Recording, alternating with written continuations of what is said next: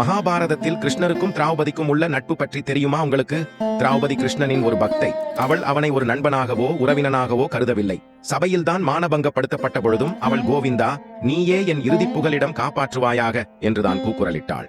அம்மா, அப்பா வென்று ஓலமிடவில்லை. துர்வாசர் என்ற ரிஷி வந்தபோது உணவளிக்க முடியாததோர் இக்கட்டான கட்டத்திலும் அவள் கிருஷ்ணனையே துதிக்கிறாள். இவ்வாறு பல நிகழ்வுகளில் அவள் கிருஷ்ண பக்தையாகவே சித்தரிக்கப்பட்டுள்ளாள்.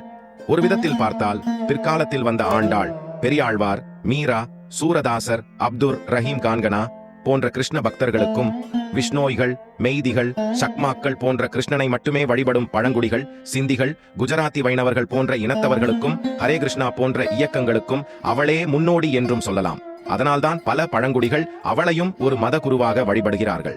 ஏன் தமிழ்நாட்டிலேயே திரளபதியை வழிபடுகிராம கோவில்களின் எண்ணிக்கை கிருஷ்ணன் கோவில்கள் எண்ணிக்கை போல் பல மடங்கு. பக்தை பரமனை விட உயர்ந்தவளாக கருதப்படுகிறாள்.